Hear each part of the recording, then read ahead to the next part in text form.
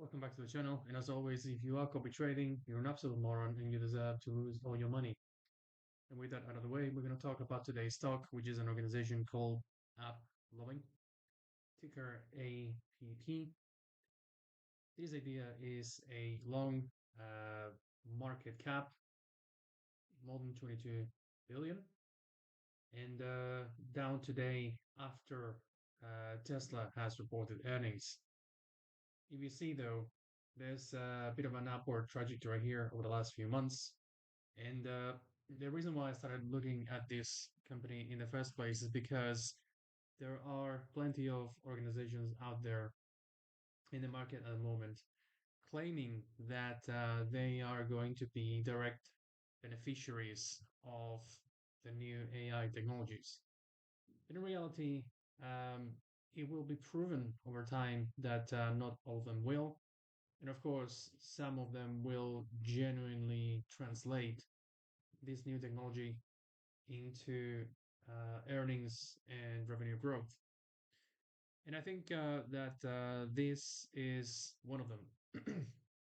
So, regulators over the world have become tougher on companies like Apple. So, if you haven't been keeping track, there's been new sanctions and limitations imposed on the App Store and the fingerprinting on cookies and so on. And I think that what this company brings to the table can be an opportunity in this end of the market. Now we go back a little bit more. What you'll see is that this is a company that is uh, quite young actually. So went public in 2021, and of course we all know that 2022 was an incredibly tough year for tech companies. Having said that, we are now in the middle of a bit of a tech rally, and you find companies out there that are actually doing very, very well.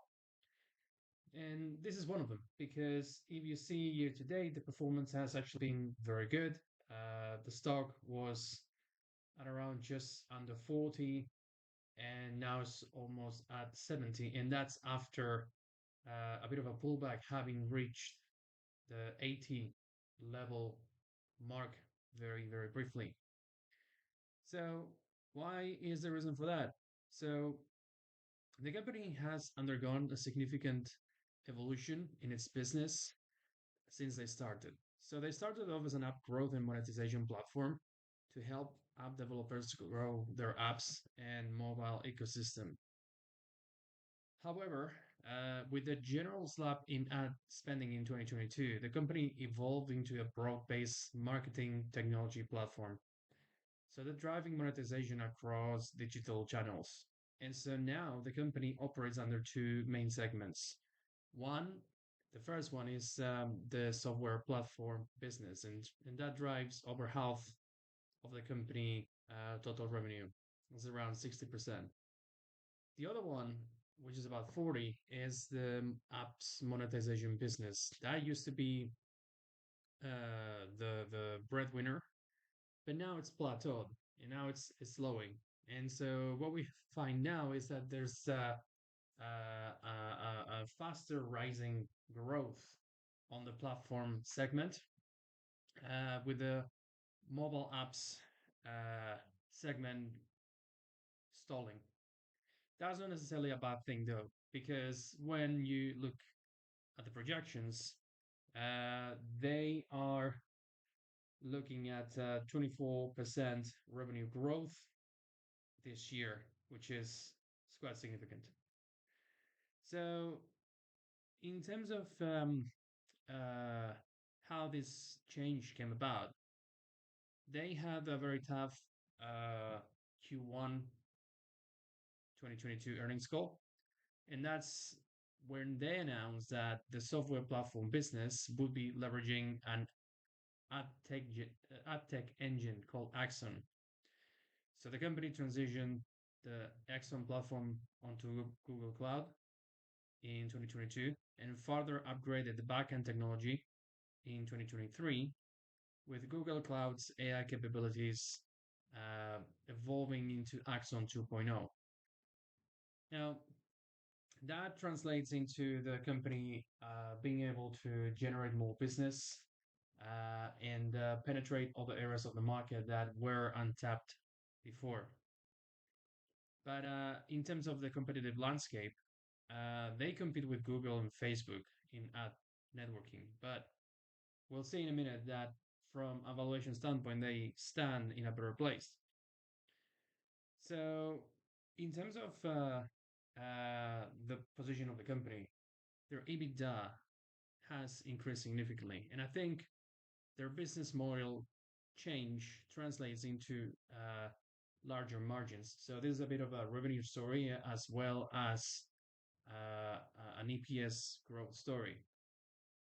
We can see here that in terms of valuation has remained fairly stable, but from next 12 months PE, we're sitting now at around 15, which is by no means high considering the background, the sector where this company sits.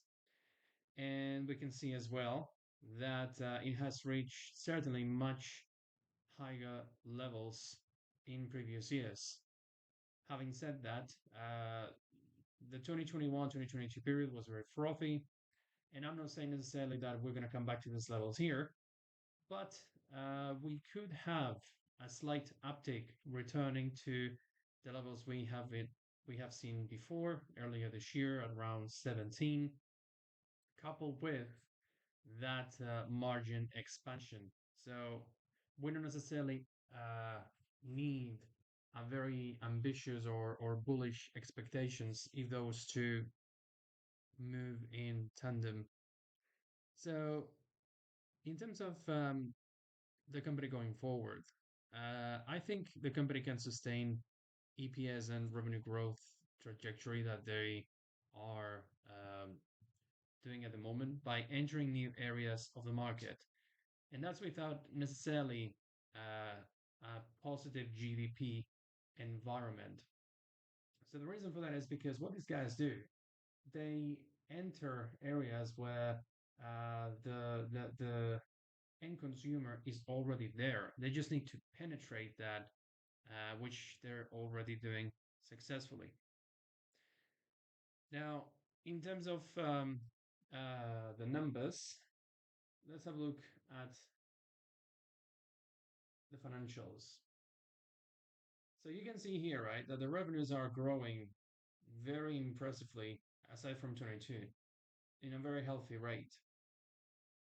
This kind of growth in 2023 is still quite impressive considering the circumstances of the company, how young it is, and the market that we experienced last year. The gross profit margin has been accelerating, so has the EBITDA margin, and the income margin, the net income margin, has also improved. Now, there is a significant position of debt, so that's 3.3 billion out of a market cap of 22. However, the free cash flow is actually quite strong, and so it could definitely sustain that, especially if our assumption earlier of positive revenue and EPS growth takes place. Some of the risks are that the debt position, if perhaps we enter into a higher for longer or even worse than expected interest rate environment, could become problematic, or also the app's business growth stalling further. Those are definitely some risks. But in terms of the projections, the company is expected, in terms of adjusted EPS, to expand from 1 cent loss to 81 cent year on year. So that's a very solid sequential improvement. And this has been reflected by some of the sell side analyst community because they have assigned six upward EPS revisions in the last a bit more than 90 days. The other thing as well is that the company has successfully engaged in share buybacks. And so that's something that they've done. So, with the free cash flow that they're experiencing, that is something that can certainly be a possible avenue established by management. So, what do we expect next? Well, we have earnings coming on Wednesday the 8th. That's fairly soon. But I think in this particular context, management could announce some new initiatives in terms of decisions entering new markets or changes that they may decide as to how to penetrate. So they have acquired, for example, an organization called World, and part of the reason for that was to enter the connected TV space. And so that is particularly targeting video games, streaming on video games. And that's something that remains quite untapped as of today. In terms of the metrics, they're quite impressive. The growth, let me pop you here um, a few metrics. I have taken this from Seeking Alpha, but you see that there's very healthy growth in profitability metrics, in revenue, in gross margin, operating margin, and also in terms of the EBITDA, which you see how it's growing consistently. So that's a very good thing to see. So for the time being, I'm going to keep this one on the watch list. The technicals are not quite there yet. Let me actually show you this one as well. This dashboard with the revenue. So overall, taking along quite healthily. The EBITDA numbers staying at strong levels. All this is very good financial KPIs. And the other thing as well, in terms of competitors, you can see how over the last year it has outperformed its peers by a great deal. So there's another aspect that I quite liked about the valuation. So this is a comparison, sector comparison of this stock against some competitors. Some of them are a bit more direct, like MicroStrategy and CTV. You have as well a stock called Unity. And what I find interesting is that the stock has been a very, very strong performer, as I just showed you. But when we compare that from an EV to sales standpoint, it's still kind of middle of the road uh, valuation, just around here at 6.4. Yes, above CTB, but certainly has room to catch up with some more direct competitors like TTD.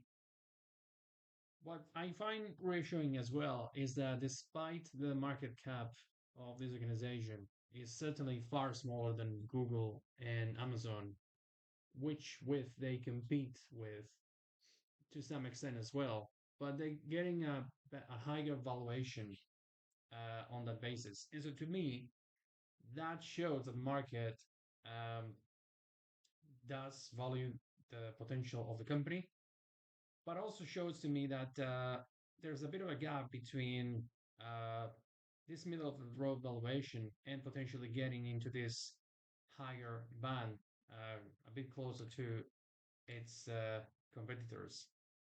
We can see a similar thing if we look at this from a different lens.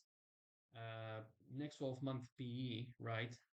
Maybe not the best metric to compare organizations like this in the tech space.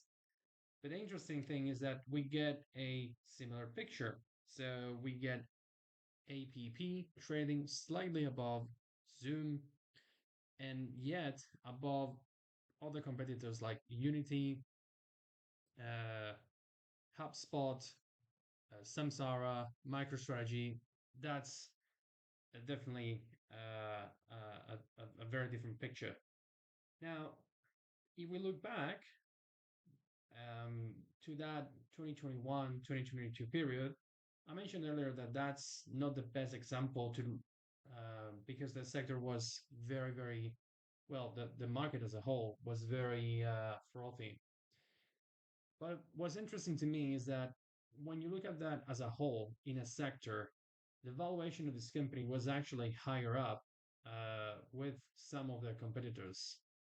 And so I think, again, there's room here for this company to be recognized among higher peers. We have some earnings coming soon where there's room for further announcements and, of course, results that could beat those expectations or confirm the expectations that management has put in place. So for now, I'm going to keep it on the watch list. I like to enter when the technicals are slightly better uh, and try to retest that $80. So one way to play that um, would be to go long the 21st June and sell the 17th of May on a 2-for-1 ratio. If it gets to 85 in the best case scenario, I can make 150. If it happens after the expiry, I can get 2-3 times. So that's all for today. Thank you, subscribe, and see you soon.